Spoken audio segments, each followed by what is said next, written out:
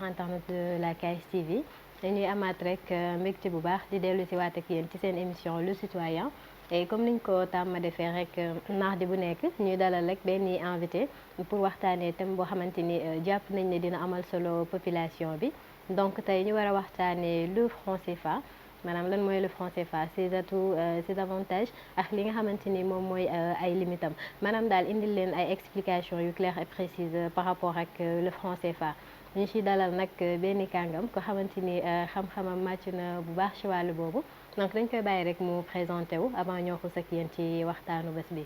monsieur Diagne nuyu naa la. fay naa la bu baax maa ngi leen di nuyu di kontaan ci waxtaan bi. maa ngi tudd Khadim Bamba Diagne di docteur en monnaie banque finance di jàngale ci université Cheikh Anta Diop nekk tamit directeur scientifique bu laboratoire de recherche économique et monétaire di tamit bindkat ndaxte bind naa ñeenti téere ñaari nag ci monnaie banque laa ko bind ndaxte mooy sama spécialité ak fukki article scientifique ak juróom ci wàllu boobu ak vraiment une cinquantaine d'articles grand public quoi sur la monnaie, la banque et la finance. Très bien merci beaucoup ci présentation bi macha allah comme ni ma ko annoncé au début rek ñu war a waxtaanee li nga xamante ni mooy le franc CFA donc tey jii suñ la waxoon nga définir ñu wala nga jox ñu benn définition ci li nga xamante ni mooy le franc CFA lan lay doon ci jeex. franc CFA xaalis la boo xamante ni fukki réew ak juróom ñoo koy utiliser mais fukki réew ak juróom yi nag dafa am juróom-ñett yu nekk UMOA juróom-ñaar yu nekk CEMAC réew yooyu dafa am lu ñu boole dañu am ce qu'on appelle banque centrale boo xoolee ñun CFA bi ñu utiliser au niveau de la zone UMOA 8 pays yi muy Bénin, Burkina, Côte d'Ivoire, Guinée-Bissau, Mali, Togo, Niger, Sénégal ñun juróom-ñett ñoo bokk benn monnaie bu ñu woowee CFA am na yeneen dëkk yu nekk ci zone bële muy Gabon, Cameroun, Congo, Centrafrique ñoom tamit am nañ seen CFA waaw léegi mais CFA ñaari zone yooyu ñoo ko am li nga xamante ni daal moo leen boole mooy dañu am benn banque centrale boo xamante ni moom mooy contrôler politique monétaire u 8 pays yooyu yëpp xam nga boo xoolee li ñu woowee économie dafa am lu ñu woowee politique économique mooy ni état yi di intervenir ci activité économique mais intervention boobu ci ñaari yoon lay jaar dafa am lu ñu woowee politique budgétaire moom la ñu dénk suñu état yi nga xamante ni ci la ñu état yi ak seen ministère de l'économie di collecter ressources yi mooy di ñuy taxer impôt droit de douane TVA yi ñuy fay loolu état bi di dajale def ay dépenses am muy ay dépenses de fonctionnement d'investissement muy ay salaires yi muy fay léegi beneen pàcc bi muy politique monétaire nag loolu banque centrale lañ koy dénk dëkk bu ne da nga koy am ñun nag dañoo décider juróom-ñetti dëkk yi bokk benn banque centrale léegi banque centrale boobu nag mooy définir xaalis bi ni mu toll ci dëkk bu ci nekk activité ba mu am lan la war a soxla ci xaalis pour que la am ca bien xaalis bi mën koo jënd ndaxte bu xaalis bi ëppee bien yi prix yi day yokk ndaxte par exemple ñun ñi ñëpp bu ñu amoon kenn ku ci nekk 500000 nga ñuy jaay portable nga xam ne ñun ñetti ñëpp 500000 la ñu am mën nga ñu jaay kenn portable 500000 waaye boo ñëwee gis ne ñun ñëpp 1 million la ñu am da nga naan portable dootoo ko jaayee 500000 da nga koy yokk léegi boo ko yokkee nag am na koo xamante ni mi nga am 400000 di ne siw jënd portable dootu ko mën a am pour ñu éviter loolu nag moo tax ñu ne banque centrale na nga fexe ba bu xaalis bi ëpp biens et services yi moo tax rôle banque centrale mooy stabilité prix yi fexe ba prix yi du yokk loolu nag mooy mission bu gën a metti te juróom-ñetti pays yi nag yu bokk CFA dañoo am banque centrale boo xamante ni loolu mooy rôle am moo tax banque centrale boobu at mu ne lenn lañ koy natte ndax ñaata la prix yi yokk par rapport ak daaw moo tax bu fexe ba maîtriser prix yi rek mu weesu mu gën a mu yées 3% rek dañ naan banque centrale boobu def na liggéeyam ñun nag depuis 25 ans am nañ banque centrale boo xamante ni chaque année à part crise 2008 bi chaque année mu maîtriser inflation bi au-deçà de 3% moo tax li coow li bëri yëpp doo am looy wax banque centrale ndaxte li nga ko sant muy na nga fexe ba prix du yokk 3% mi ngi koy maîtriser yeneen dëkk yi nga xamante ni ñoo ñu wër nag nga xamante ni seen monnaie bopp la ñu am état bi mën naa demander banque centrale mu produire ko alal pour faj ay soxlaam alal joo xamante ne économie bi liggéeyu ko fan lay mujjee da ngay gis ñu am ay inflation 20%. Nigéria day am inflation prix day yokk 20%. loo jëndee 1000 francs ren mën nga ko jëndee 1200 déwén. Guinée day yokk ay 10%, Ghana 11%, mais ñun ay 1% lay yokk 1% 5. Donc moo tax inflation daal bi nga xamante ne loolu lañ sant banque centrale suñu banque centrale bi ñu koy maîtriser. Maintenant nag nit réew nag day am yeneen yoo xamante ni nit ñi dañ ko soxla waaye CFA daal monnaie la boo xam ne bu ñu juróom-ñetti dëkk bokk mais banque centrale bi koy gérer li ñu koy sant muy maîtriser inflation yàpp naa ni mi ngi ci waaw. Très bien donc bu weesoo li nga xamante ni mooy jafe-jafe yi ñuy wax maanaam explication yi nga xamante ni moom la ñuy joxe sur le franc CFA la plupart du temps sànq bi nga koy wax nga le fait que banque centrale day liggéey à ce que li nga xamante ni moom mooy suñu économie maanaam du am benn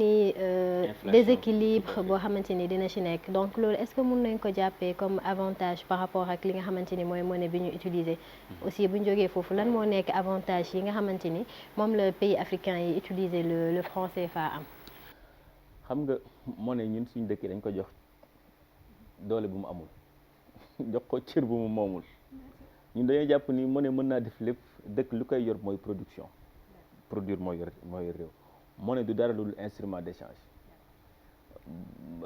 ñun bañ nekkee xale dañ daan am symbole école yi boo defee benn erreur wala faute dañ lay jox symbole bi ainsi de suite mënoon nañ ko d'accord mu nekk monnaie ñun bu ñu neexee tey ñu d'accord ñun bu ñu d'accord rek lu ñu neex mën nañ ko jël def ko comme monnaie instrument d'échange dong la du leneen waaye li nga may échanger na fekk li nga may jox man kayit yi xam nga man yenn saa yi su ma demee ci boutique joxe benn kayit ba léegi ay rey la may def ba léegi su ma jógee dugg supermarché jënd lu ma neex jël sama carte dugal rek tapé ñetti bouton rek damay génn na ewaay Samba man daal ñeenti bouton laa tapé ñu jox ma li xam nga xaalis génn dañoo nangu loolu muy instrument d'échange donc importance bi ñu ko jox tur ba nu mu mën a tudd ci àdduna doo mës a dégg ci àdduna ñu ne attaqué euro attaqué dollar tur bi amul solo xam nga lu mu am solo mooy mission bi instrument d'échange bi mu doon est-ce que nit ñi wóolu nañ ko pour mën koo nangu ci transaction pour mën a jëndi feneen xoolal dëkk yu ñu wër yëpp li coow li bëri yëpp xam nga booy taxaw naan sa monnaie baaxul damal xool yeneen dëkk yi nga wër damal xool yow sénégalais bi xamul monnaie gambienne de am na sénégalais xam mosu ñoo gis monnaie gambienne dalasi am na sénégalais yoo xam xamuñu franc guinéen am na sénégalais yoo xam xamuñu uguya amul benn dëkk ci réew ya bu réere suñu monnaie ñun ndax suñu monnaie moo gën seen monnaie donc li la wër ñëpp yor seen monnaie sa monnaie moo gën bi ñu am nga bëgg a bàyyi bi nga am yow dem ci ñoom loolu erreur la li ñu am ñun pour man dëgër na parce que li ñu laaj monnaie mi ngi koy def bon am nañu jàpp ni xëy na am na mainmise France dañuy xool lu ñuy def ba mu génn ci mais dajaloo bi am benn monnaie boo xamante ni dëkk yu am doole yi wóolu nañu monnaie boobu ndaxte monnaie bi am na garantie te yeneen monnaie yi amul garantie Nigéria lu tax Sénégal sax moo gën a baax note sur les parce que dëkk yëpp dañ leen noté par Standard & Poor's, Moody's, Fitch et Dogon loolu ñooy agence yu mag yi ñu ñoo raw Nigéria ci notation te Nigéria est 30 fois plus riche que le Sénégal ndax lan Nigéria chaque année prix yi day yokk kenn xamul prix yi nu muy fan la jëm déwén or que ñun suñu prix lu muy yokk bariwul te loolu rek la ñu doyee monnaie loo ci mën a dégg nag ci àdduna la politique monétaire à la fin de la journée lu ñuy doyee banque centrale mooy ndax prix yi paasewul yokkul lu ëpp 3% bis bu dee yokkul lu ëpp 3% dañ naan banque centrale boobu def na liggéey moo tax tur bi na mu tudd ak ugg yaag franc CFA loolu wax dëgg yàlla amul benn njëriñ pour un spécialiste. D'accord mais par rapport ak mainmise bi nga wax léegi est-ce que aussi c'est pas une réalité parce que la plupart des gens loolu la ñu gis même si la monnaie a ses avantages et tout am na ñoo xamante ni gis nañ ni bu ñu amoon ñun suñu autonomie wala bu ñu amoon plus de responsabilité ci li nga xamante ni mooy suñu monnaie ci lay ëpp avantage parce que qu'on se le dise monnaie bi du loo xamante ni peut-être que Sénégal lañ koy defaree c'est fait en France billets yi foofu lañ koy fabriquer et tout et am na ñu dem bay wax ni sax ci gestion ba rares sont les fois yi nga fay gis ay noirs la plupart du temps ay tubaab ñoom ñoo ciy nekk ay tubaab ñoo ciy liggéey. est-ce que aussi du loolu mooy inquiéter plus la population par rapport ak monnaie boobu maanaam ñu lay defaral li nga moom loo xamante ni amoo ci benn mainmise. aw loolu Sénégal yi dañoo xoromu rek waaye ñun ñi ñëpp lu ñu sol yëpp defaruñ ko da ngay dugg ci supermarché oto bi ngay dawal ba dem fa defaroo ko supermarché la ngay jënd yëpp defaroo ko la ngay machine ba ngay fayee sax defaroo ko xam nga lu ma la wax la nga jënd ci la war koo lekk defaroo ko boo duggee station ba defaroo ko ne xaalis may fay nag defaruma ko loo fi defaroo dara loolu mooy production réew day produire ñun produire wuñ dara et entreprise boobu tudd Chamalières nekk France di defar monnaie kooku entreprise privée la de comme jaaykatu ndox bi du état français entreprise nag boo fay dem di defarlu sa xaalis da ngay am ay garantie yoo xamante ni sécurité ngay xool sûreté ak monnaie boo xamante ni du neex a trafiquer mais entreprise ça n'a rien à voir avec la France c'est une entreprise privée buy jaay ay services moom nañ xëy suba na léegi ñun ñëpp nañu tuba yi ñuy sol yu jóge France yi ñuy defarul nañ ko génn ci réew mi li ñu lekk lu ñu jóge nañ ko génn ci réew mi télé yi ñu seetaan yi ñu defarul nañ ko génn ci réew mi clim yi après mu jeex donc ça veut dire que ni c'est juste élément boo xamante ni da nga koy defar nit entreprise moo koy defar jaay ko monnaie bi du état France de entreprise moo koy defar comme mënoon nañoo dem feneen mais Angleterre fa lay defaree monnaie Chamalières pour vous dire que c'est une entreprise privée buy jaay ay services bu la gënalee nga dem donc ñun dañoo jàpp ni dañoo noot kottuñu defar non yooyu amu ci c'est juste une entreprise privée bu ñu neexee bu subaa ñu changer dem ci beneen entreprise aussi simple que ça. xam nga fi ne ni banque centrale mooy wax économie bi ñaata la soxla ci monnaie banque centrale bu commandé ñu defal ko xaalis da koy indi ci moom denc ko moom rôle am mooy di dugal ak génne pour mu équilibrer saa yu économie bi soxlaa xaalis mu dugal saa yu économie bi mu xam ne soxlaatu ko mu jéem a xool ni muy def ba génne téye ko équilibré donc loolu kële day defar ak jaay la bu la defaree jaay yow nga téye moo tax li ñu ciy wax c'est banque centrale loolu rôle banque centrale la kële day lay jaay rek comme ni mu lay jaayee diwlin nga togg sa ceeb aussi simple que ça. D'accord donc monsieur Diagne tey suñu la dégg bu baax vous n'êtes pas pour la théorie selon laquelle dañoo war a changer li nga xamante ni mooy le franc CFA pour mën a am suñu autonomie ak suñu monnaie wu bopp. non le changement sur le plan politique sur le plan idéologique dafa war a am c'est-à-dire que dëkk mënuñoo am 60 ans après nos indépendances ba léegi ñuy sentir ni am na mainmise bu nekk ci ginnaaw. loolu sur le plan loolu dafa war a arrêter muy fexe ba seppi loxo France génn ko ci mais gis nga booloo bi ñu booloo buñ ko perte duñ ko gaaw a amaat stabilité bi ñu am buñ ko perte moom la ñuy wutiwaat donc fam loo xamante ni waroo koo ñàkk te li ñu doon wax ci France compte d'opération bi ñu amoon ci France 1973 la ñu ubbi woon compte d'opération bi compte d'opération du dara lu dul boo bëggee jënd bitim réew ak jaay bitim réew parce que boo bëggee jënd ay portable Samsung wala beneen portable Corée du Sud xamul CFA mais Corée du Sud moom euro nga koy fay wala dollar mais Corée du Sud nag yow bu keneen bëggee jënd ñu indil ko xam nga pour mu gaaw lu ñu woowee 2 jours ouvrés mu am opération bi rapidement gaaw ñu fay ko il faut que Sénégal am compte Corée du Sud banque centrale Corée du Sud nga xamante ni bu amee achat bi par Swift rek wala par woote téléphone commerçant bi jënd banque centrale day naan banque centrale Corée du Sud fayal ma banque Samsung mu livré mais boo amul foofu xaalis Samsung da leen naan maa ngi lay xaar nga indi xaalis xam la mën a def une semaine moo tax ngay am compte d'opération léegi nag ñun am nañ 32 comptes d'opération dans le monde mais xam nga dajul àdduna bi y a plus de 200 et quelques pays France am na 178 comptes d'opération léegi France nañu léegi comme yéen mën leen ubbi fépp mais jël leen benn montant bu am solo ngeen koy def compte bi ngeen am ci man mën di permettre ngeen di jënd fu ne. au lieu que ngay fay ñu fayal la. léegi voilà nga xamante ni yow au lieu que fu ne nga fay dem di am compte amoo doole ubbil ci man compte ma permettre la man fi ma am compte yi nga fay jënd léegi comme coow li bëri na France tëj na compte bi depuis 1er janvier amatuñ compte d'opération ca France te xam nga dara changé nit ñi yëguñu ko sax parce que en réalité te Sénégal moo ci pays africains yi les pays de la zone UEMOA ñoo ci perte parce que compte bi ñu amoon foofu daan nañu indil au moins 35 à 40 milliards par année ci bénéfice léegi bañ jëlee xaalis mënul dugg fii parce que ñu bëri dañuy jàpp ne xaalis mën ko utiliser kooku avoir extérieur net lañ ko tuddee AEN. avoir extérieur net mooy avoir boo am ci biti mënul dugg sa réew boo déggee ñu naan économie américaine mi ngi ci loxo chinois yi chinois yi seen xaalis mi ngi États-Unis mënul dugg ci biir réew mi parce que doo ko doyee dara avoir extérieur net yooyu ñu am léegi dañ ko placer sur les marchés financiers or les taux d'intérêt sur les marchés financiers sont devenus négatifs léegi ñun ñooy fay ñu tencal ñu suñu xaalis. D'accord donc ñun amatuñ benn garantie. non France ba léegi garantie bi am na mais compte d'opération bi indi woon coow li am nañ 7000 milliards francs boobu la ñu delloo compte boobu la ñu tëj. les comptes boobu ñun comment est-ce qu'on va faire avec. da ngay dugg ci marché financier bi di jënd ay eurobond c'est-à-dire que di ko dépense di jënd ay obligations sur les marchés financiers alors que obligations yi maintenant seen taux dafa négatif léegi boo jëndee obligations yi yow yaay fay ñi la ko jaay léegi maanaam boo jëndee 100 milliards d'obligations ki lay remboursé du la fay 100 milliards 99 milliards virgule 08 la lay fay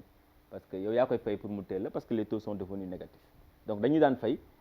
léegi ñooy fay. loolu rek di la fay di la dencal léegi yow yaay fay pour. depuis nag la ñu tëj compte boobu dégg ku ci wax parce que nit ñi commencé nañoo gis ni. mais est-ce que les gens ils étaient au courant que compte boobu noonu. ah mais kuy financier na wala ngay banquier di nga xam ni compte boobu tëj nañ ko. mais une sénégalaise wala un sénégalais lambda est-ce que mun na yëg loolu. parce que li ñu leen waxoon comme si que da ngeen am fële xaalis buñ ko tëjee dafa war a ñëw tëj nañ ko dara ñëwul xam loolu mooy wane ni loolu du waxi dara ça n'a pas de sens parce que compte d'opération réew yëpp ci àdduna dañu am compte d'opération compte d'opération mooy tax nga mën a jëndee bitim réew ndaxte bitim réew ñoom euro wala dollar nga leen di fay yow nag sa dëkk CFA moo fi am bu commerçant sénégalais jaayee bitim réew day am lu ñu wooyee xam nga dollar lañ koy fay day rapatrier dollar boobu banque centrale jox ko CFA et banque centrale dollar boobu nag da koy yóbbu ci compte à l'étranger pour permettre sénégalais bi jënd bitim réew mu fayal ko ci xaalis boobu loolu compte d'opération mais du xaalis boo xamante ni ndax banque centrale yow boo ñëwee mu jox la sa CFA téye xaalis boobu xam nga dugal na ko ba pare mënu koo dugalaat bu ko dugalee day indi double utilisation moo tax mu koy yóbbu feneen mais xam na ni mënu koo utiliser ci biir réewam léegi nag ñun xaalis lañu doon laaj defoon mën nañu ko utiliser jox nañu ko depuis 1er janvier xamuñu fu ñu koy utiliser. très bien donc monsieur Diagne tey jii lan nga gis ni moom moo nekk limite u franc CFA lan lay nekk. mais amul benn limite ndaxte lu ñuy soxlaa monnaie mooy maîtrise de l'inflation am nañ maîtrise de l'inflation c'est-à-dire que monnaie rôle bi ñu ko jox la amul réew li koy développé mooy production réew bu la gën a développé mooy réew boo xamante ni nit ñi dañu liggéey production bi ëpp soxlaay nit ñi boo xoolee ñun Sénégal lan la ñuy produire xam nga yaa ngi naan produire wuñ billet bi ne ma lii la ñu produire ñu produire wuñ dara dëkk boo xamante ni doo produire bul jiiñ sa échec monnaie bi li ñu ko sant monnaie dëkk yëpp ci àdduna lépp lu ñu sant monnaie mooy na nga fexe ba inflation bu mu yokk bu prix yi yokk donc yow sa prix yokkul kay moo tax waa banque centrale lu leen waay wax dala la mais ñun lan la ñu sant politique monétaire lu ñu ko sant mooy maîtrise de l'inflation est-ce que maîtriser nañu inflation bi maintenant dëkk boo bëggee produire da ngay xool choix yi ngay jël yan investissement ngay def nan ngay def ba am autosuffisance en riz autosuffisance en maïs yooyu noonu loolu liggéey état la banque centrale moom ñaddal na la rek ne la créer naa la stabilité dër bi moom teg naa ko mais na ngay tabaxee nag loolu yëfi état la moo tax ñun dañoo jël suñu temps tefoon ko foo xamante ni xeex bu métti bi hors CFA wax delloon nañu suñu xaalis xamuñu sax ni delloon nañu ko donc ça veut dire que ni li ñu doon wax yooyu yëpp c'était juste voilà amul teguñu koon ci xam-xam ci xol ak xel lañ ko tegoon wax loo xamante ni wax dëgg yàlla njàng mi bënnul mais li ñu perte gum ci franc CFA fi mu ne nii kenn ñëw ko wax. kenn ñëw ko wax effectivement léegi tey jii bu ñu demoon ba génn franc CFA dem fi nga xamante ni moom mooy ECO lan mooy nekk suñu rapport avec. xam nga boo xoolee pays yi nekk CEDEAO 15 pays Nigéria donc 73% la pesé ci 15 pays te Nigéria dafa indiscipliné sur le plan monétaire moom dëkk bi bu soxlaa xaalis président bi day wax banque centrale mu produire ko xaalis xam nga xaalis dafa war a tolloog biens et services yi am donc président bu laajee xaalis boo xamante ni amul production prix day yokk Nigéria chaque année prix minimum dina yokk 15% wala 20% na fi Macky Sall def benn année ñu yokk prix 10% du fanaan palais xamuñu ko amuñu culture boobu. donc ñoom su yokkoo du leen causer souci parce que xam nañ ne peut-être. mais lan moo tax Nigéria am ay jihadistes nit ñi di reyante parce que bu prix yi yokkee amatoo looy def mais nga dem nekk rébellion mais dëkk yooyu loolu moo tax loolooy tax mu nekk ay terreau fertile pour ay Boko Haram ak yu demee noonu parce que loo jëndee 1000 francs tey liggéeyoo di ko jëndee 1000 francs 2 ñun la noonu li nga daan jëndee 1000 francs 1200 lay jar liggéeyoo ba tey après 2 ñun la léegi 1400 lay jar nan ngay def pour yor sa njaboot moo tax en terme de ratio pourcentage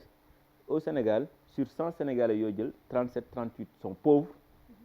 au Nigeria sur 100 Nigérias 61 sont pauvres donc day am ay décalage da ngay gis ñu créer ay milliardaires mais en contrepartie des millions de pauvres. donc ñoom ñoo ñu gën a riche mais ñoom ñoo ñu ëpp ay pauvres aussi. léegi nag dëkk da ngay wut nit ñi xaw a tolloo moo tax Nigéria da ngay gis ay milliardaires ñu la diw milliardaire la mais jàppal ni benn milliardaire bu ñu créé ils ont créé des millions de pauvres est-ce que jar na ko. léegi nag bu ñu bëggee am monnaie ñun juróom fukki pays ak juróom Nigéria moom moo ci ëpp doole waaye moo ci gën a indiscipliné ñu bokk classe yaa ci ëpp doole mais yaa ci gën a indiscipliné man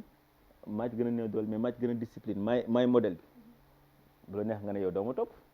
mais nag bu kuy xool lu baax day naan mais lan la ñuy laaj monnaie stabilité ñii ñoo ko am les pays de la zone UEMOA ñoom stabilité et ma dolli la ci leen en Afrique subsaharienne Côte d'Ivoire léegi elle est devenue le pays le plus riche en Afrique subsaharienne en termes de PIB par tête pourtant mi ngi ci zone CFA bi PIB par tête Côte d'Ivoire raw na Kenya raw na Nigéria raw na Ghana ça veut dire que lii développé lii def pays rawante du xaalis production la réew mi dañoo produire Côte d'Ivoire day produire xam nga fi ñu ne nii CFA bi coow li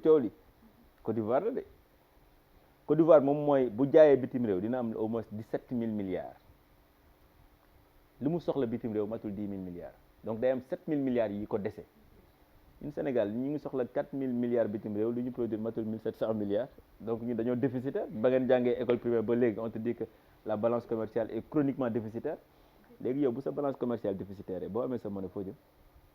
ndax li nga soxla ci biti toll na ci 4 000 milliards te li ngay jaay 1700 milliards la lay indil di nga am déficitu presque plus de 2300 ou à 2400 milliards.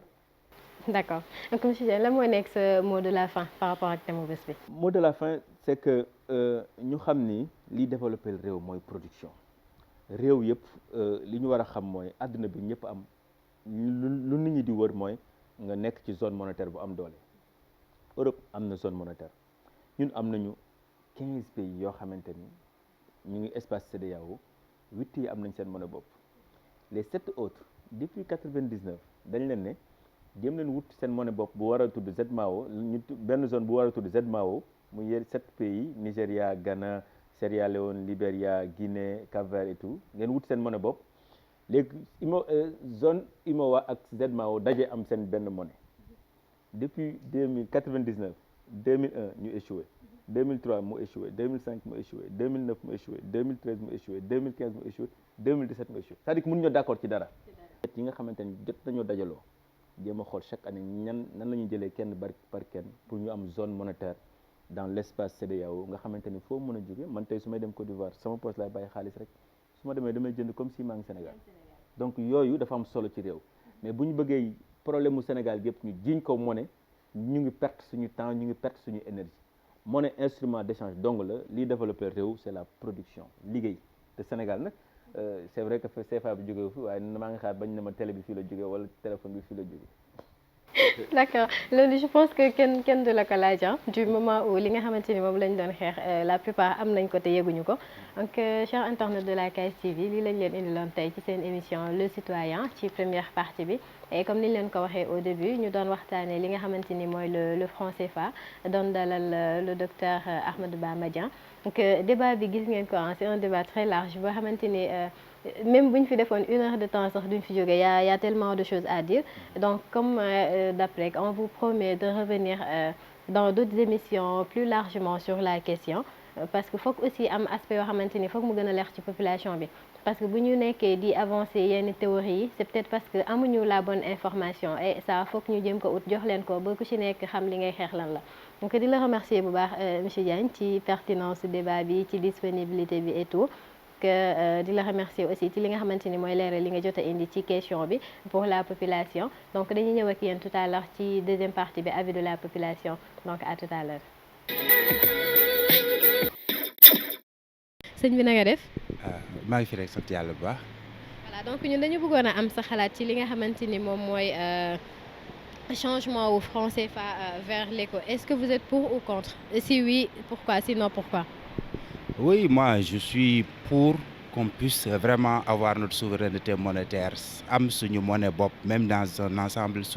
africain. Mais xalaat naa aussi que ne changement boobu du changement boo xam ne on pourra du tic au tac venir l'installer. Il y a tout un travail à faire. Il faut pas que ñu jàpp ne éco bu ñëwee CFA dem rek mooy naataange ñëw na développement ñëw na, c'est pas aussi facile que ça. Il y a tout un ensemble derrière monnaie souveraineté économique la beaucoup d'aspects ci, mais il faut beaucoup de garanties aussi là-dessus. Je suis pas pour ñu yaakaar ne oui ñu ngi ci CFA bi daf ñuy may garantie taux fixe de la am, donc amuñu benn risque. Mais ñu ko jox ñoo ñu colonisé woon fii ñu ko jox ñoo nekkoon fii nekk dans l'esclavage, donc ñooñu je me dis que du ay mécènes du ay généreux yoo xam ne dañ ñuy dimbali. C'est vrai que pour man cette situation bi ñu nekk stabilité bi baax na naam, mais à un moment donné il faut que ñu moom suñu bopp te moom suñu bopp aussi monnaie ci la bokk. moom suñu bopp aussi mooy population bi xam ne aussi monnaie boobu dafa am lu mu laaj. Du magie moo koy indi du leneen te bokkuñu ko ñun kese Sénégal dañ ko bokk ak beaucoup de pays africains. Il y a une préparation à faire à ce niveau-là. Nekkuñu même niveau de développement, nekkuñu même niveau de sécurité, nekkuñu même niveau de stabilité. Voilà, asalaamaaleykum. waaleykum salaam wa rahmatulah. sëñ bi na nga def. ñu ngi sant bu baax a baax. donc bëggoon na xam rek yow en tant que citoyen lan nga gisee li nga xamante ni mooy le franc CFA. Est-ce que yow da nga d'accord pour le maintien wala yow da nga gis ni daal dañoo waroon a yàgg a changer li nga xamante ni moom mooy suñu monnaie bi dem ci éco bi. déet man kay bu doon sama sago moom nañ jàpp franc CFA bi rek ndax ñun moom la ñu xam xamuñu éco xamuñu leneen ñun buñ juddoo ba léegi franc CFA la ñu xam franchement bu doon sama sago moom dañ koy téye rek ñu maintenir ko ba keroog ñuy am leneen. moom laa miin moom laa xam bon changement bi xaw ma éco fu mu éco yi xaw ma éco lan la xaw ma ban façon la xaw ma mais franc CFA la ñu xam nañu bàyyi ak suñu franc CFA bi rek ñu dem ak moom rek moo gën a dal sama xel daal man franchement moo gën a dal sama xel. Voilà chers internautes de la KSTV donc lii lañ leen indiloon tey ci seen émission le citoyen comme niñ ko tàmm defee rek mardi bu nekk tey nag ñu doon waxtaanee li nga xamante ni mooy le franc CFA doon dalal le docteur Ahmadou Bamba Diagne di économiste. Donc gis ngeen li nga xamante ni moom mooy pertinence su débat bi gis ngeen li nga xamante ni moom mooy explication ak éclaircissement yi nga xamante ni moom la indi ci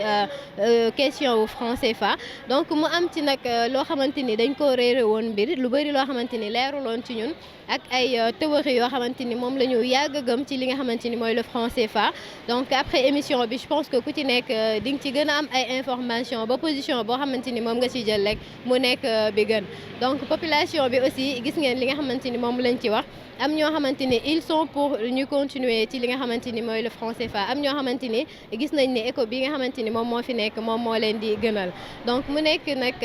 des points de vue yoo xamante ni c'est partagé parce que nekk li nga ci gëm ak ni nga ko gisee moom nga ko jàppee pour mën a avancer sa position mais lu mu ci mën a doon rek nañ ciy gën a xalaat bien que am na yoo jéego yu bari yoo xamante ni def nañ ko sur le changement du franc CFA ba effectivité bi rek maanaam mu commencé circuler maanaam éco bi autant pour moi mu commencé circuler moom moo ci des. Mais li ci mënti am rek mooy ñu gën a informé wu gën a xam li ñu bëgg gën a xam li nga xamante ni moom gën a xam fi nga xamante ni moom la ñuy taxaw sur la question parce que changer une monnaie ou bien avoir une nouvelle monnaie c'est pas une chose aisée du loo xamante ni ça se fait du jour au lendemain mais nañu nekk rek li nga xamante ni ñooy suñu autorité nañ ci def li nga xamante ni moom moo ci wax ba lépp lu ci mën a am mu nekk à l'avantage de la population. Donc mu nekk thème bu large nag boo xam ne mënuñ koo wax en un jour mënuñ cee développer en une émission mais am na luñ ci jot a wax am na loo xamante ni dañ leen koy garder wala am na loo xamante ni dañ ciy ñëwaat très prochainement ngir gën cee mën a am leeral yi nga xamante ni moom lañ ci soxla. Di remercier encore une fois bu baax le docteur Ahmadou Bamba Diagne ci pertinence du débat am ci disponibilité am et tout et di leen jox rendez-vous très prochainement ci beneen numéro yeneen émission ak yeneen thème toujours rek ci lu jëmale suñu réew kanam. Donc rendez-vous à très bientôt et d'ici là continuons à être de très bons citoyens. Merci beaucoup.